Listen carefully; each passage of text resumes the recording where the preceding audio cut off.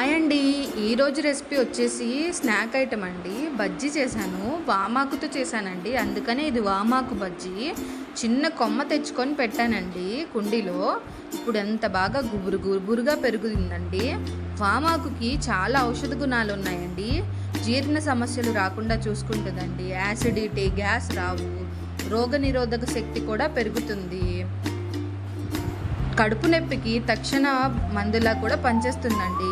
ఇప్పుడు బజ్జీ తయారీ చూసుకుందామండి. ఇది తెచ్చుకున్న ఆకులన్నిటినీ శుభ్రంగా ఇలా క్లీన్ చేసుకొని ఒక ప్లేట్లో పెట్టుకోండి. చిన్న బౌల్లో 1 కప్పు శనగపిండి వేసుకోండి. సుమారు 100 గ్రాములు ఉంటుంది. ఒక 2 టేబుల్ స్పూన్ల కార్న్ఫ్లోర్ వేసుకోండి. తగినంత ఉప్పు, ఒక 1/2 స్పూన్ ఉప్పు వేసుకోండి. ఒక 1/2 టేబుల్ స్పూన్ కారం వేసుకోండి. కొంచెం చిటికెడు పసుపు కూడా వేసుకోండి. కొంచెం తినే సోడా, కొంచెమే అండి, ఎక్కువ వేయబాకండి. సోడా వేస్తే బాగోదు టేస్ట్. కొంచెం చిటికెడు వేసుకోండి సోడా. తినే సోడా, వంట సోడా అన్నీ ఒకటే అండి. వేసుకొని ఉండలు లేకుండా బాగా కలుపుకోండి. మధ్య మధ్యలో కొంచెం కొంచెం నీళ్లు పోస్తూ బాగా జారుడుగా కలపకూడదండి పిండిని. కొంచెం కొంచెంగా వేసుకొని నీళ్లు బాగా కలపండి.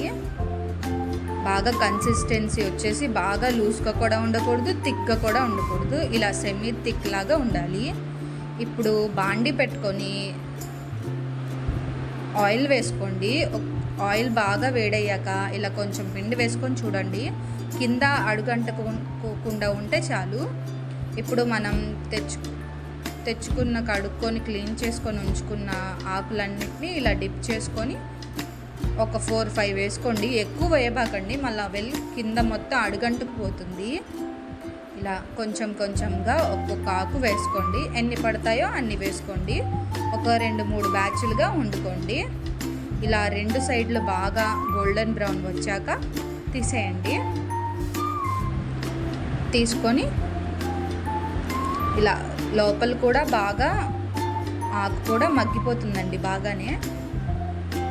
చూడండి, పిండి మొత్తం ఈవెన్గా స్ప్రెడ్ అయ్యి ఆకు కూడా బాగా మగ్గిపోయిందండి.